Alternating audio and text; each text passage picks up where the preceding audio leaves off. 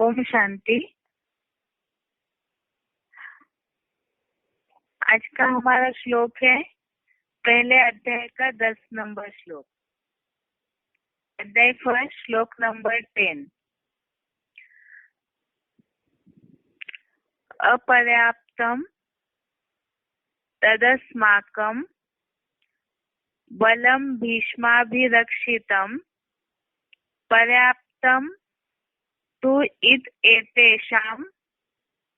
इदं एतेषां बलं भीमाभिरक्षितम्।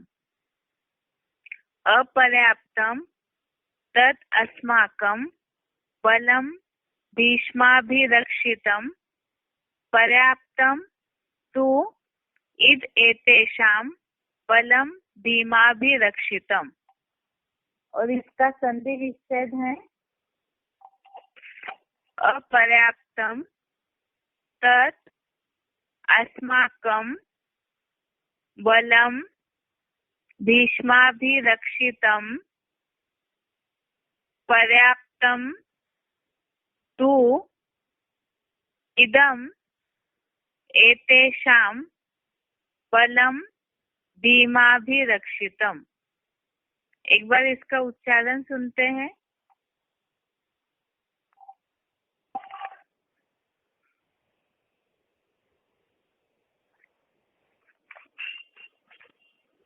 अपर्याप्तं तदस्माकं बलं भीष्माभिरक्षितं पर्याप्तं त्विदमेतेषां बलं भीमाभिरक्षितम्। समाज व सरकार में महासम्मानीय निवृत्ति मार्गी भीष्म से रक्षित वह हमारी सेना अपार है, जबकि भेड़िए जैसे खबीस राक्षसी वृत्ति के लंबे चौड़े भीम द्वारा रक्षित इन पांचों पांडुपुत्र पांडवों की अल्पसंख्यक सेना सीमित है, अतः हमारी जीत निश्चित है। अपर्याप्तं तदस्माकं बलं भीष्माभिरक्षितं पर्याप्तं त्विदमेतेषां बलं भीमाभिरक्षितम्। समाज व सरकार में महासम्मानीय निवृत्ति मार्गी भीष्म से रक्षित वह हमारी सेना अपार है, जबकि भेड़िए जैसे खबीस राक्षसी वृत्ति के लंबे चौड़े भीम द्वारा रक्षित इन पांचों पांडुपुत्र पांडवों की अल्पसंख्यक सेना सीमित है, अतः हमारी जीत निश्चित है।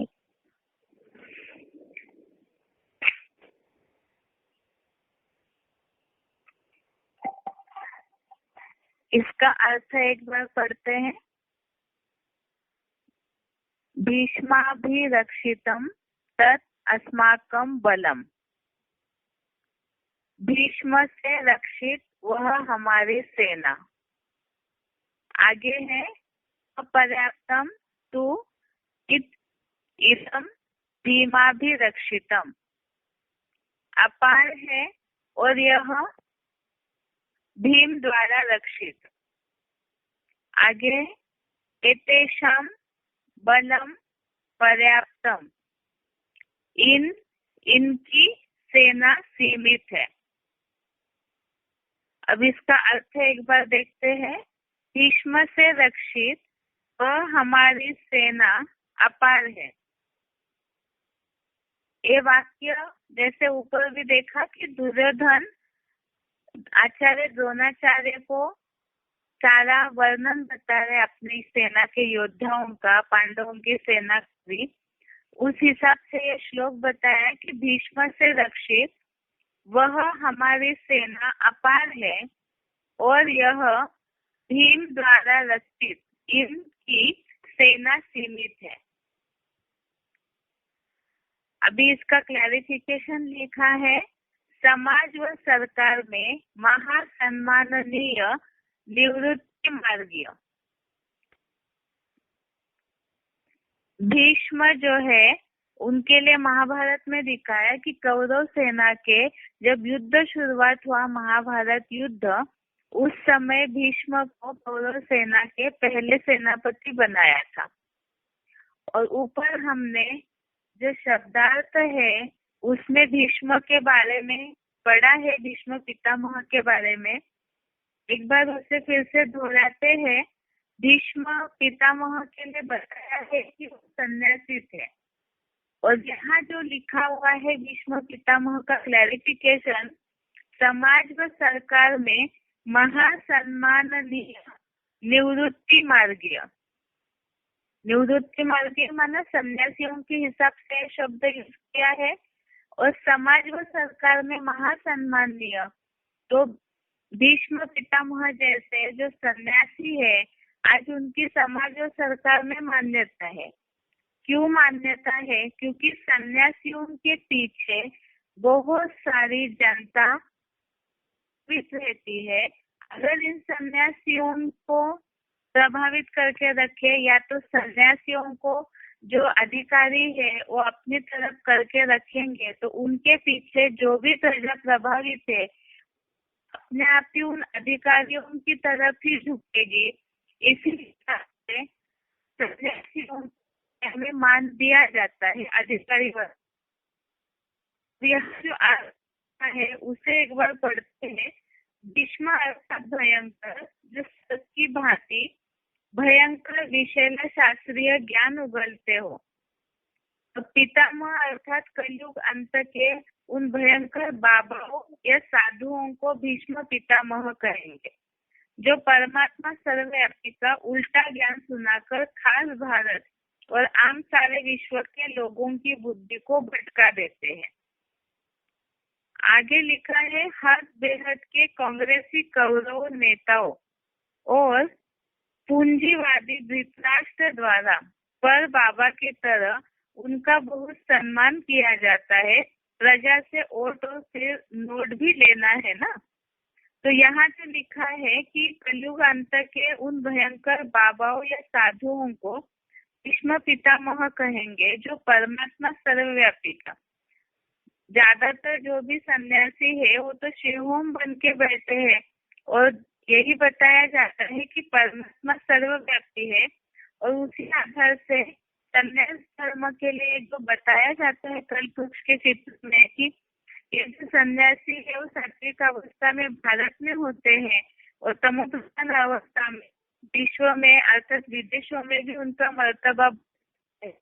और जब इस तरह से वो प्रभावित कर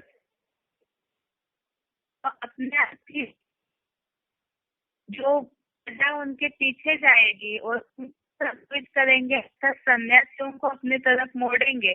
जो लिखा है प्रजा से वोट और फिर नोट लेना है ना, तो प्रजा सन्यासियों को अगर अधिकारी वर्ग अपनी तरफ करते हैं तो प्रजा मुड़ेगी। इसी हिसाब से उनकी जो सेना है वो तो बढ़ेगी। अर्थात भीष्म से हमारी सेना अपार है, तो कौरव सेना बढ़ जाती है, और यह भेड़ी जैसे खदूस वाला लंबे चौड़े भीम द्वारा रक्षित। तो भीम के लिए महाभारत में दिखाया है कि वो बहुत बड़े बड़े राक्षसों को, जैसे अकासुर बकासुर को मारा, इस तरह जो दिखाया जाता है, कीचक का वध किया। तो राक्षसी वृत्ति के लंबे चौड़े, तो जो जैसे होता है उनके साथ वैसा ही रूप धारण करना है।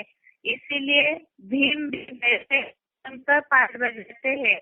तो ऐसे भीम द्वारा रक्षित इन पांचों पांडव पुत्र पांडव की सेना सीमित है, अतः हमारी जीत निश्चित है। तो दुर्योधन की बुद्धि में ये है कि उनकी सेना अपार है, कौरवों की सेना ज्यादा दिखाई है, पांडवों की तुलना में कई गुनी ज्यादा थी, और उस तुलना में पांडवों की सेना संख्यक है अर्थात कम है, सीमित है। इसलिए कौरव सेना में दुर्योधन के बुद्धि में ये है कि उनकी जीत अर्थात कौरवों की जीत निश्चित है। तो यहाँ भी बाबा ने तो मुरलियों में ये बोला है कि क्वालिटी देखनी चाहिए या क्वांटिटी देखनी चाहिए। वास्तव में तो संख्या है, लेकिन उनमें क्वालिटी वाले नहीं है, तो उसका फायदा क्या है? जिसके लिए बाबा ने एक हिसड़ी में बताया है VCD नंबर 2232, VCD नंबर 2232, जिसमें बाबा ने बोला है कि पंडे को फॉलो करने वाले को पांडव कहते हैं। एक मात्रा बढ़ जाती है। पांडव उंगलियों पर गिनने योग्य है। महाभारत युद्ध में उनकी संख्या 5 से 7 अक्षोनी हो जाती है। ऐसे ही तुम बच्चों की संख्या भी बढ़कर बहुत होगी, तो संख्या को देखना अच्छा है या क्वालिटी को देखना अच्छा है? पांडवों की संख्या कम है, लेकिन फिर भी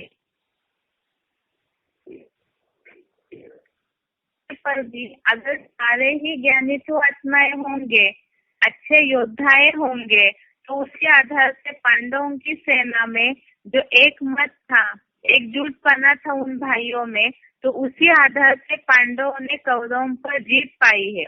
इसीलिए बाबा संख्या को नहीं देखते हैं, बल्कि उनके अंदर, पांडवों के अंदर जो विशेषता थी उसे देखा है।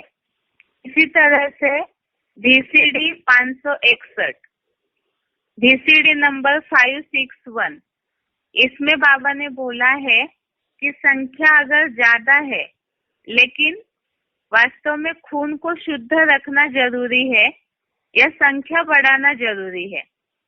शेर एक ही सारे जंगल को कंट्रोल कर लेता है।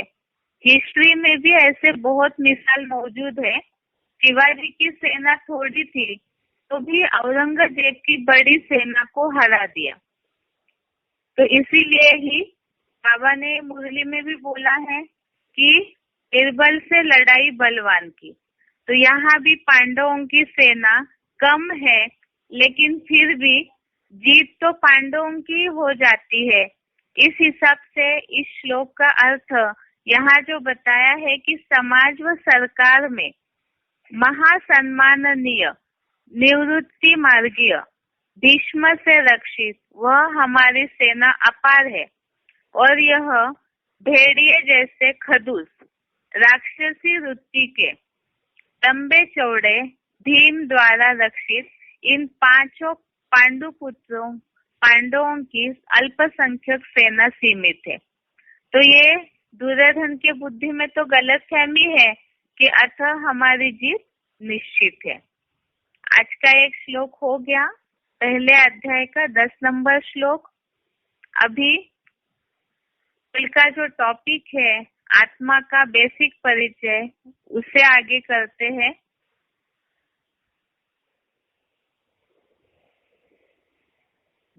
कल और परसों हमने ये देखा था कि आत्मा और शरीर में दोनों में क्या गुण है, क्या अंतर है। जैसे आत्मा अजर अमर अविनाशी है, नित्य शाश्वत है, और शरीर विनाशी है। उन दोनों का फर्क जानने के लिए हमने दूसरे अध्याय का श्लोक नंबर 13, श्लोक नंबर 20 और श्लोक नंबर 18 समझा था।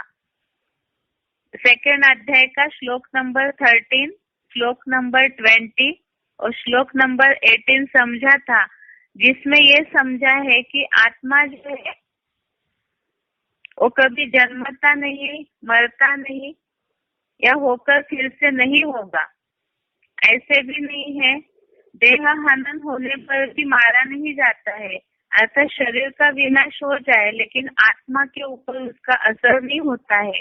वो तो एक शरीर छोड़ करके तुरंत ही दूसरा शरीर धारण करती है, जो कि श्लोक नंबर 13 में, सेकेंड अध्याय का श्लोक नंबर 13 में हमने इस बात को समझा है कि जैसे आत्मा की देह में कुमार, युवा अवस्था और बुढ़ापा है, फिर उत्तरोत्तर शरीरों की प्राप्ति होती है, तो धैर्यवान उस विषय में मोह नहीं करते हैं।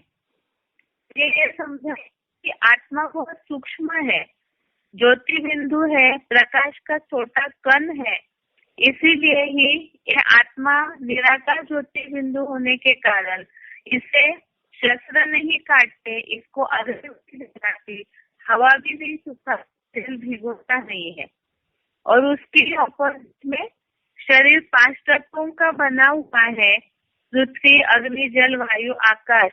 इसी कारण जब शरीर नाश हो जाता है, अर्थात जब आत्मा शरीर को छोड़ देती है, तो उस मृत शरीर को आत्मा नहीं है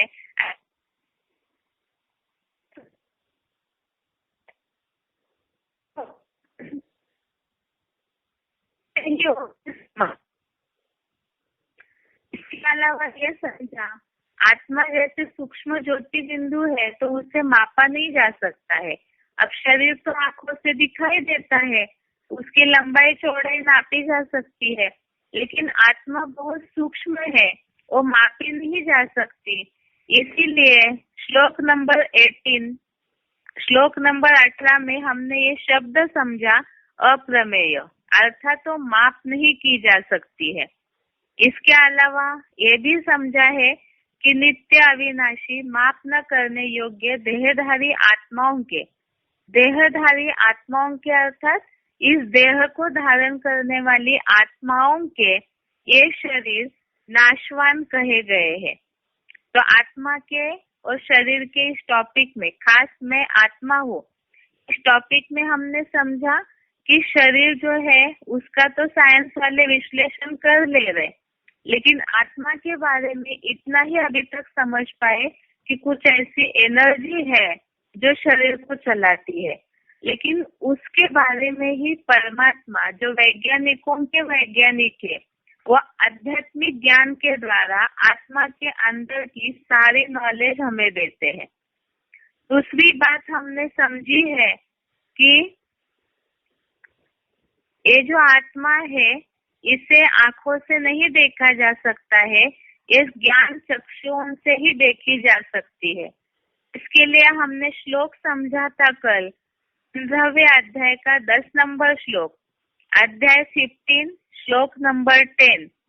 इसमें हमने ये बात समझी है कि जैसे शरीर साकार जड़त्वमयी पंचभूतों का पुतला है तो दिखाई देता है, लेकिन आत्मा निराकार चैतन्य शक्ति है जो इन स्थूल नेत्रों से दिखाई नहीं जाती, देखी नहीं जा सकती। ज्ञान चक्षुओं से ज्ञान का जो तीसरा नेत्र है उसी से उसे समझा जा सकता है, जिसके लिए बताया कि देह छोड़ते या धारण करते अथवा भोगते हुए त्रिगुण युक्त आत्मा को ज्ञान नेत्र वाले देखते हैं, महामूर्ख नहीं देख पाते हैं। उसके बाद आगे हमने समझा था कि आत्मा सूक्ष्म है, इसीलिए ही आंखों से जब देखी नहीं जा सकती है, तो श्लोक नंबर 25, सेकेंड अध्याय का श्लोक नंबर 25, दूसरे अध्याय का श्लोक नंबर 25, इसमें हमने आत्मा के रूप के बारे में और एक रूप समझा है कि आत्मा अव्यक्त है, यह अचिंत्य है, यह निर्विकारी बताई जाती है, इसीलिए इसको ऐसा जानकर शोक करने के योग्य नहीं है। अर्थात यहाँ तो भगवान ने गीता में अर्जुन को ये बात समझाई है कि अगर कोई भी मर जाता है तो भी उसके लिए शोक करने की आवश्यकता नहीं है, क्योंकि आत्मा तो अव्यक्त अचिंत्य है, निर्विकारी है। जब तक वो देह के पंचभूतों के संग में नहीं आती है तब तक वो निर्विकारी है, और जब आत्मा इस शरीर को छोड़ देती है तो उसका तो कोई नुकसान नहीं होता है। इसीलिए ही इसको ऐसा जानकर तो शोक करने के योग्य नहीं है। तो शरीर जो है इसके लिए तो हम सब जानते हैं कि आत्मा एक पुराने शरीर को छोड़ देती है तो दूसरा धारण कर लेती है, इसीलिए भी शोक करने के योग्य नहीं है। इसके बाद आगे हमने समझा है कल कि आत्मा निर्लेप है क्या। ज्यादातर साधु सन्यासियों के बुद्धि में तो यही रहता है, आत्मा पे भी कोई लेपचप नहीं चढ़ता है। कुछ लोग अलग अलग मान्यताएं सभी की है, लेकिन गीता में ही भगवान ने अर्जुन को ये बात समझाई है, या अभी शिव बाबा भी हमें इस बात को समझा रहे मुरलियों के द्वारा कि वास्तव में आत्मा निर्लेप नहीं है, उसके ऊपर कर्मों का, प्रकृति का क्षेप चढ़ता है। जब तक वो शरीर के संग में आती है, देहधारियों के संग में आती है, तो ये त्रिगुण जो भी 3 गुण है सत्वष्टम, उसका कर्मों के आधार से आत्मा के ऊपर लेपछेप चढ़ता है, जिसके लिए हमने समझा है पहले 13वें अध्याय का 19 नंबर श्लोक, अध्याय नंबर 13 श्लोक नंबर 19, इसमें पढ़ा था कल, प्रकृति पुरुषम चैव विद्यनादि उभो अपि विकारांश गुणांशैव विद्धि प्रकृति संभवान। अर्थात आत्मा को पुरुष, शरीर को प्रकृति कहा गया है, तो दोनों ही अनादि है। विकार और 3 गुण प्रकृति से उत्पन्न हुआ ज्ञान, तो प्रकृति में तो परिवर्तन हो जाता है, आत्मा तो सूक्ष्म ज्योति बिंदु ही रहती है। अब यहाँ विकार और 3 गुण प्रकृति से उत्पन्न हुआ ज्ञान, तो प्रकृति अर्थात ये जो शरीर 5 तत्वों का पुतला है, वो जब देह धारण करने वाली आत्माओं के संग में आते हैं, तो उनके संस्कारों के अनुसार या तो समय के काल चक्र के अनुसार जो भी कर्मों में ऊपर नीचे पना हो जाता है, तो उसका ही असर आत्मा के ऊपर हो जाता है।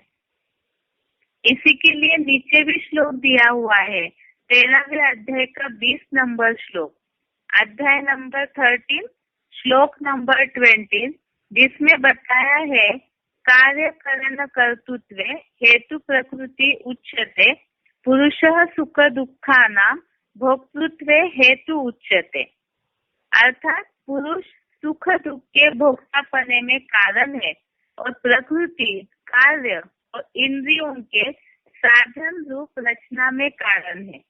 अर्थात इंद्रिया साधन है और उस साधनों के द्वारा शरीर रूपी प्रकृति जो कार्य करते हैं, उसका ही असर ये आत्मा रूपी पुरुष जो है उनको सुख दुख के रूप में भोगना पड़ता है।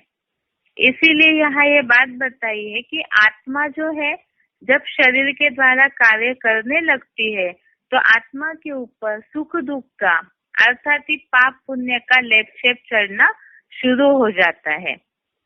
इसी के बाद आगे बताया है 15वें अध्याय का 9वां श्लोक, अध्याय 15 श्लोक नंबर 9, इसमें बताया है श्रोत्रम चक्षुः स्पर्शनम च रसनम घ्राणम एव च अधिष्ठाय मनश्च अयम विषयान उपसेवते। अर्थात आत्मा ही कान, आँख, त्वचा, जीवा अर्थात जीव और नासिका माना नाक और साथ ही मन का आधार लेकर विषय भोगों का सेवन करती है। ये तो हमने मुरलियों में भी समझा है। इस बात को अब बेसिक कोर्स करा रहे हैं तो डायरेक्ट किसी को ये नहीं बता सकते कि मुरली में बाबा ने ऐसे बोला है, लेकिन एक व्यवहारिक बात है कि आत्मा अव्यक्त है, ज्योति बिंदु है, निराकार है और बिना शरीर के आत्मा कोई काम नहीं कर सकती है। जैसे शरीर में अगर आत्मा प्रवेश नहीं है, आत्मा नहीं है, तो शरीर जड़वत है, मिट्टी का पुतला है। इसी तरह से आत्मा भी जब तक शरीर धारण न करे तब तक वो भी जड़वती कही जाएगी। उसमें चैतन्यता तभी आती है जब आत्मा शरीर का आधार ले या जन्म ले। इसी हिसाब से बताया कि आत्मा जो है वो कान, आँख, त्वचा, जीभ, नासिका, नाक इन सब इंद्रियों के द्वारा, जो ऊपर श्लोक आया, इंद्रियों के साधन रूप रचना में कारण है। अर्थात इंद्रियों के द्वारा, उस साधनों के द्वारा आत्मा जो है वो कार्य करती है। साथ में बताया साथ ही मन का आधार लेकर विषय भोगों का सेवन करती है। इसी हिसाब से मन के लिए तो हमने सुना है मुरलियों में कि मन अगर इंद्रियों का साथ न दे तो पाप चढ़ने की तो बात ही नहीं है। मन चंचल है, वो भटकते रहता है, इसीलिए ही पाप पुण्य बनते रहते हैं। तो मन का आधार लेकर विषय भोगों का सेवन करती है। तो इसीलिए बताया आत्मा के ऊपर इन इंद्रियों के आधार से जो भी कर्म करती है उसी का लेप छेप चढ़ता है। आगे बताया है, अब ये लेप छेप जो चढ़ता है पाप चढ़ने के कारण, जैसे कि सुई पर जब जंक लगा हुआ है तो उस कट को निकालने के लिए मिट्टी तेल से उसे घिसा जाता है। तो ये जो आत्मा है वो सूक्ष्म ज्योति बिंदु है, इस पे जो पाप की कट चढ़ी हुई है, जंक चढ़ी हुई है, तो उसे कैसे धोया जाए। अब दुनिया में लोग गंगा जी में नहाने जाते हैं या कहीं ना कहीं यज्ञ याज्ञ करके सोचते हैं कि हमारे पाप धुल जाएंगे, लेकिन इसके लिए बताया है कि स्थूल पानी से तो केवल शरीर शुद्ध हो सकता है, लेकिन आत्मा के ऊपर जो पाप चढ़ते हैं वो तो पहले ही हमने समझा कि आत्मा इतनी सूक्ष्म है कि उसे जल भिगो नहीं सकता है, तो फिर वो पानी से कैसे धुला जाएगा। तो गंगा जी में अगर नहा भी लेते हैं वो भी किसी के पाप नहीं धुले जाएंगे।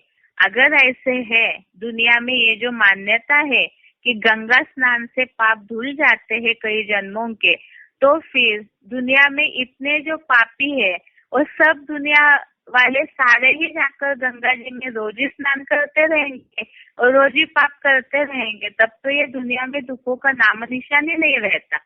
लेकिन वास्तविकता तो ऐसी है नहीं। वास्तविकता तो ये है कि स्थूल पानी से केवल स्थूल मैल साफ हो सकता है, और आत्मा जो सूक्ष्म है उसका मैल धुलने के लिए तो कोई ऐसी सूक्ष्म चीज चाहिए जिससे आत्मा के ऊपर से पाप की कट उतरी जा सकती है। और इसीलिए ही हमने कल इस श्लोक को समझा है, अध्याय 5वां श्लोक नंबर 17, 5वें अध्याय का 17वां श्लोक। इसमें कल एक शब्द आया था, ज्ञान निर्धूत कल्मषा, अर्थात ज्ञान से पूर्णतः धुले पापों वाले। ज्ञान से ही इस पाप को धुला जा सकता है। ज्ञान को जल कहाँ है। गीता में शब्द भी आया है, नहीं ज्ञानेन सदृशम पवित्रमिह विद्यते, अर्थात ज्ञान के अलावा और कोई पवित्र चीज इस दुनिया में नहीं है।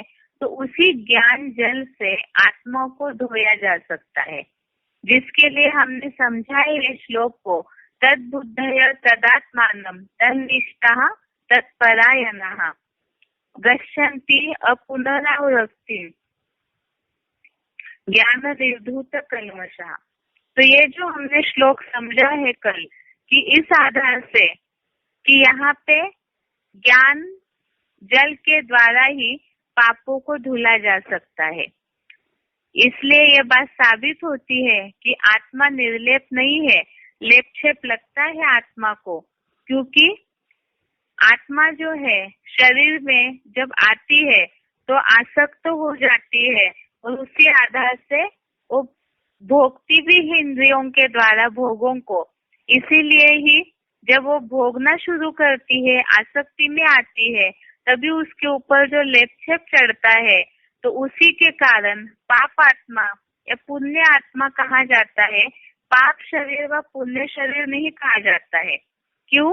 क्योंकि शरीर तो साधन मात्र है, लेकिन उसके द्वारा कराने वाली जो है वो आत्मा है।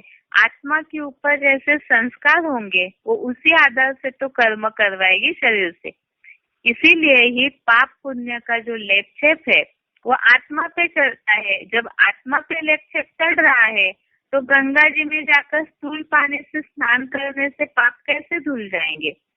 इसीलिए ही जल है जो सारे पापों को धो सकती है। और यही सारे श्लोकों से एक बात सिद्ध होती है कि आत्मा निर्लेप नहीं है, उस पे लेपछेप चढ़ता है, और वो लेपछेप चढ़ता है उसे उतारने के लिए ही। आत्मा खुद में इतनी सक्षम नहीं है कि खुद ही अपना लेपछेप उतारे। तो परमात्मा के द्वारा जो ज्ञान दिया जाता है, कोई मनुष्य मात्र का ज्ञान किसी के पापों को नहीं धुल सकता है, क्योंकि मनुष्य खुद ही सब विकारों में फंसे हुए हैं, इस शरीर के बंधन में फंसे हुए हैं।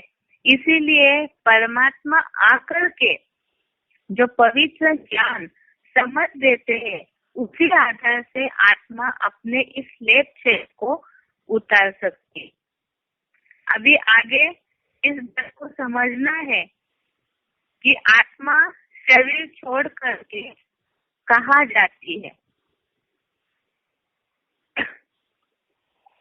अभी इस बात से एक बात और साबित हो जाएगी। ज्यादातर लोगों के बुद्धि में ये जो रहता है, कई दुनिया वाले ये मानते हैं कि आत्मा जब शरीर छोड़ती है तो कई जानवरों में जाती है या तो कहीं और योनियों में जाती है, तो आगे साबित करेंगे। लेकिन खास ये बात है कि आत्मा कहीं भी, जो बोला जाता है कि स्वर्ग में चली जाती है या अलग अलग जो मान्यताएं हैं, तो उससे हम के आधार से ही सिद्ध करेंगे कि वास्तव में आत्मा एक शरीर छोड़ने के बाद जाके दूसरा शरीर ही धारण करती है। और दूसरी बात, वो जन्म लेती जरूर है, क्योंकि जन्म मरण के चक्र में आने के लिए आत्मा बंधी हुई है। इसी के लिए ही ये टॉपिक है, आत्मा शरीर छोड़कर कहाँ जाती है। इसमें पहले समझना है, ये है अध्याय 2 श्लोक नंबर 20, अध्याय 2 श्लोक नंबर 20। इसमें बोला है, जातस्य हि ध्रुवो मृत्यु ध्रुवम जन्म मृतस्य च तस्मात् परिहार्यते न त्वं शोचितुमर्हसि। जातस्य हि ध्रुवो मृत्यु ध्रुवम जन्म मृतस्य च तस्मात् परिहार्यते न त्वं शोचितुमर्हसि। तो इसने बताया है, जन्म लेने वाले की मृत्यु निश्चित है और मरने वाले का जन्म सुनिश्चित है। तो इसका अर्थ ये है कि आत्मा जो है वो जन्म मरण के चक्र में आती है और रुक नहीं सकती है। उसे जन्म लेने के बाद मरना भी है और मरने के बाद फिर दोबारा जन्म लेना भी निश्चित है। अभी अगली बात है कि आत्मा जाकर के दूसरा शरीर धारण करती है। इसके लिए भी गीता में श्लोक आया है, अध्याय 2 श्लोक नंबर 22। इसने बताया, अध्याय 2 श्लोक नंबर 22, वासांसि जीर्णानि यथा विहाय नवानि गृह्णाति नरोपराणि तथा शरीरानि विहाय जीर्णान्यन्यानि संयाति नवानि देहि।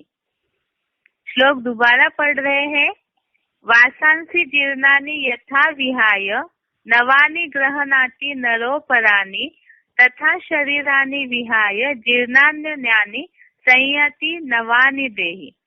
अर्थात जैसे मनुष्य पुराने वस्त्रों को त्याग कर दूसरे नए ग्रहण करता है, उसी प्रकार पुराने शरीरों को छोड़कर आत्मा दूसरे नए को ग्रहण करता है।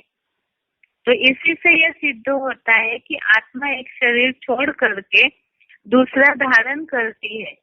जैसे बताया है कि यहाँ पर जब वृक्ष है, जब जड़जड़ीभूत हो जाता है तो नया तो आ ही जाता है, उसका बीज लेकर के दूसरी जगह लगाते हैं।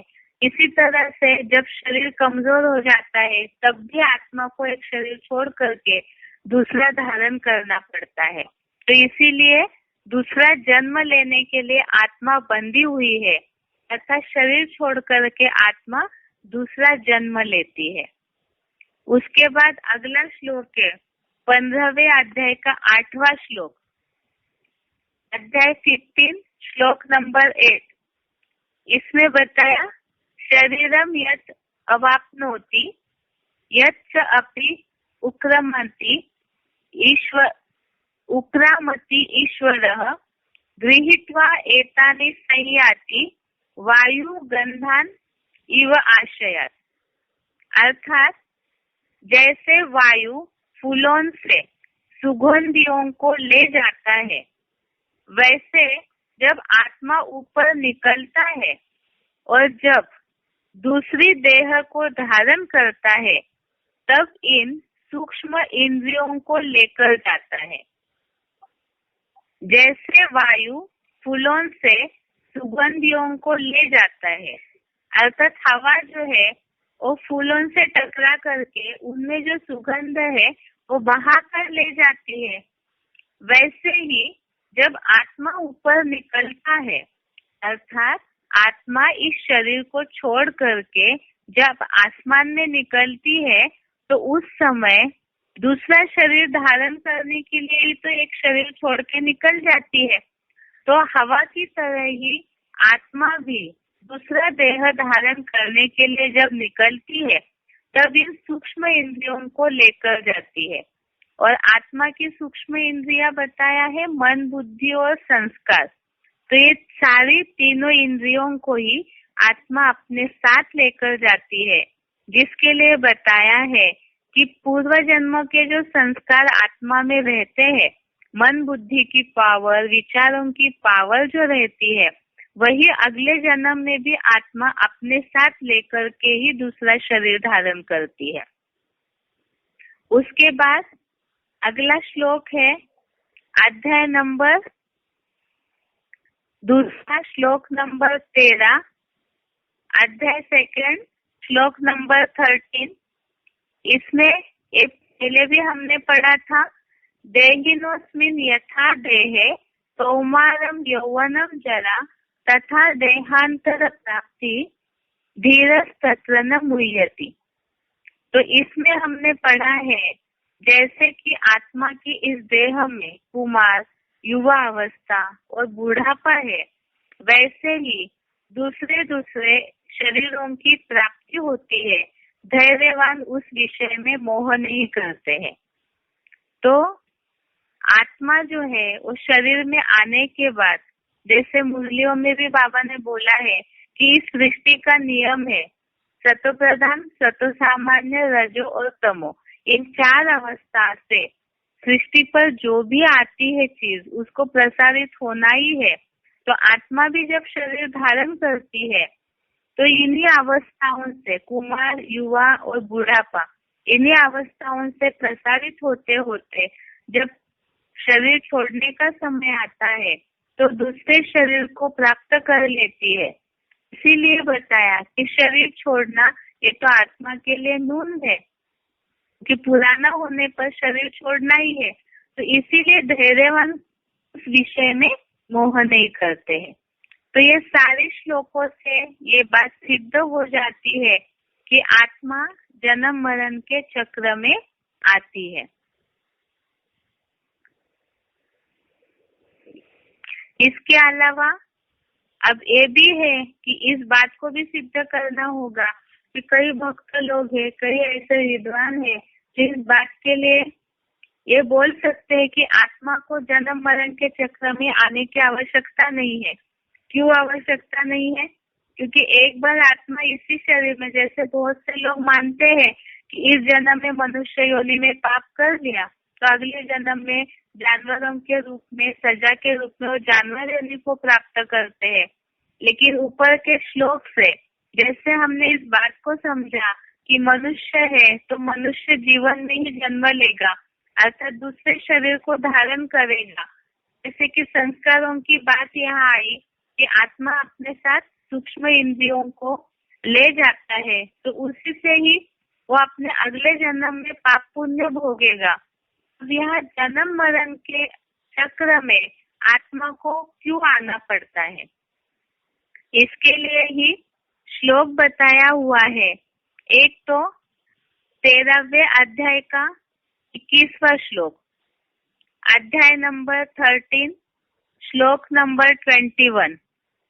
इसमें बताया है पुरुषः प्रकृति स्तो ही भुंक्ते प्रकृति जान गुणान कारणम गुण संगस्य सत सत्योनि जन्मसु। पुरुषः प्रकृति स्तो ही भुंक्ते प्रकृति जान गुणान कारणम गुण संगस्य सत सद्योनि जन्मसु। इसका अर्थ बताया है प्रकृति में स्थित पुरुष आत्मा 3 गुणों को भोगता है। गुणों में आसक्ति लगाव इसके सत असत योनियों में जन्म का कारण है। इसमें जो बताया है, प्रकृति में स्थित पुरुष अर्थात आत्मा जो है, प्रकृति अर्थात शरीर रूपी 5 तत्वों का आधार लेती है, उसमें स्थित हो जाती है, अर्थात भ्रुकुटी के बीच में जो आत्मा निवास करती है। तो आत्मा शरीर का आधार लेने के बाद 3 गुणों को भोगता है। इसे तो हमने ऊपर भी समझा है, सत रज तम, इन 3 गुणों का असर प्रकृति में बनते ही आत्मा के ऊपर होता है और उसी से वो पाप पुण्य को भोगने लगती है, उसी से वो कर्म भी करने लगती है। और इसमें अभी दोनों बातें अरस परस है कि आत्मा में जो सूक्ष्म इंद्रिया है, मन बुद्धि और संस्कार, उसमें जो भी पार्ट भरा हुआ है, उसी आधार से वो जैसे शरीर को धारण करती है, तो उससे उसी आधार तीनों गुणों का भी करने लगेगा। इस 3 गुणों के द्वारा भोगता है, तो गुणों में आसक्ति लगाव माना अटैचमेंट, ये जो 3 गुणों में बन जाता है, उसके अटैचमेंट में आ जाता है। तो इसी के कारण इन योनियों में जन्म लेने के लिए आत्मा बंधी हुई है, जिसके लिए हम लौकिक दुनिया का भी कुछ ऐसे उदाहरण देख सकते हैं। कई बार दुनिया में ये मान्यता है कि किसी के घर में अगर कोई बुजुर्ग लोग शरीर छोड़े, तो ऐसे भी लोग कई मानते हैं पुराने जमाने के कि बुजुर्ग लोगों की या तो अपने धन संपत्ति में मोह रह जाता है, कोई पोतों में धोतों में मोह रह जाता है, या किसी भी परिवार जनों में कहीं भी बुद्धि लगी हुई है, तो वो दोबारा उसी घर में जन्म लेकर आते हैं। उनके जो हाव भाव है, चलन है, ये सबसे ही लोग कहते हैं कि वही व्यक्ति जो बुजुर्ग शरीर छोड़ा है वो दोबारा जन्म लेकर के आया है। व्यवहारिक उदाहरण हो गया जिसे ज्यादातर लोग मानते हैं कि इस तरह से होता है।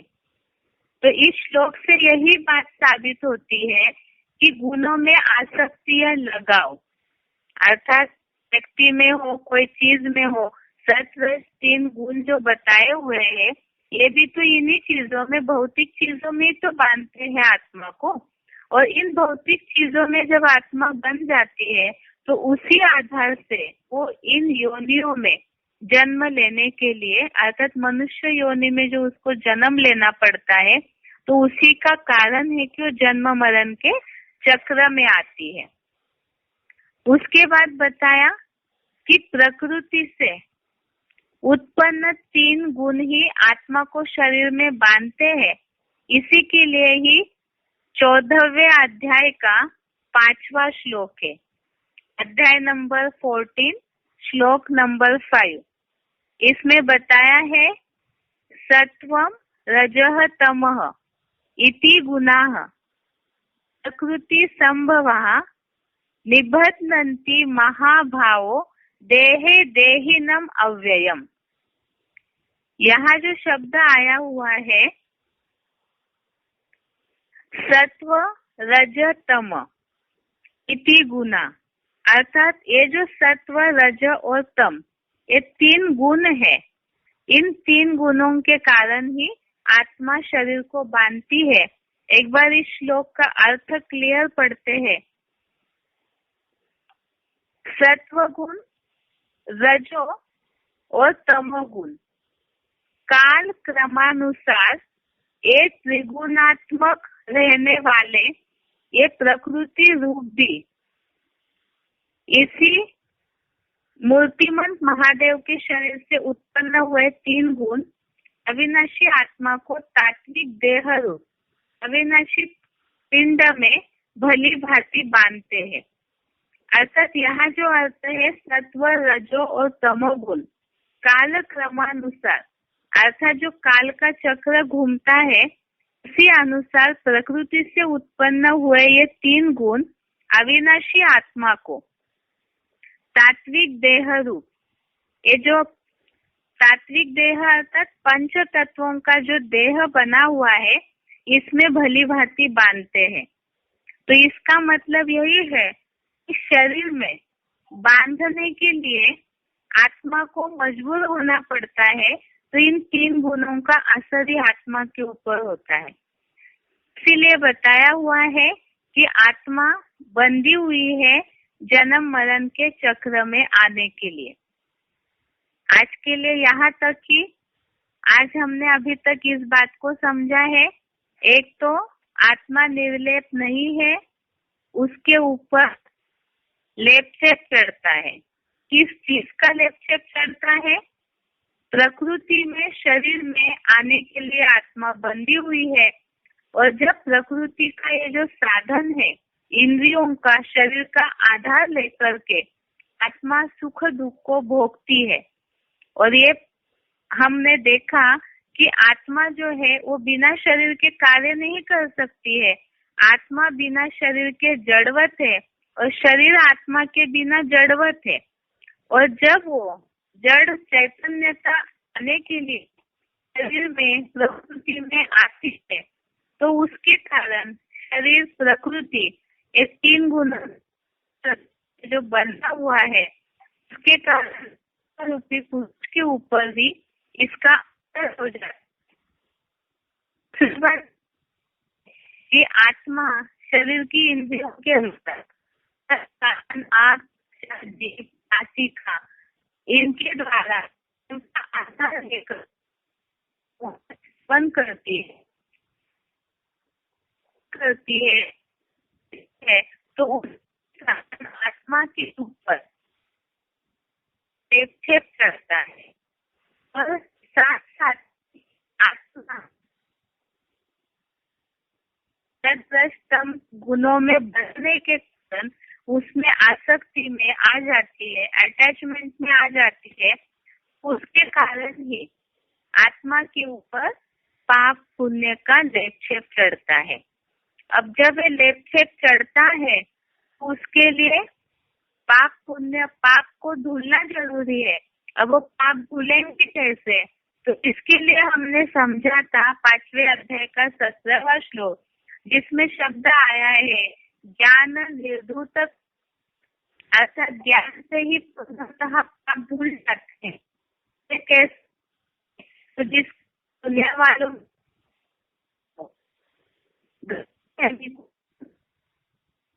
कि आत्मा के ऊपर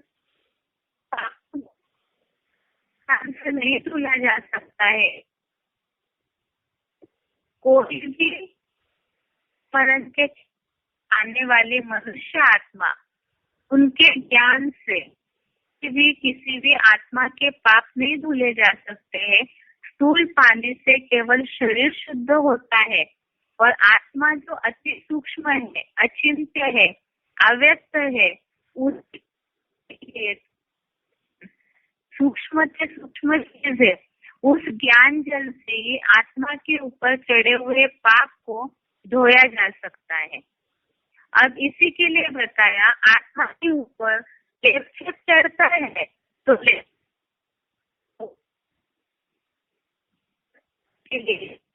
आत्मा को एक शरीर छोड़ लेना होता है, या तो आत्मा जन्म मरण के चक्र में उसके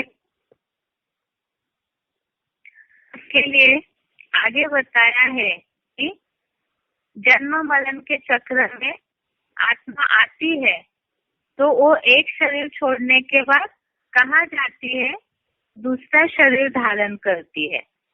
उसके बाद ये समझा हमने कि आत्मा जन्म मरण के चक्र गुणों में बढ़ने के कारण आत्मा जन्म मरण के चक्र में आती है।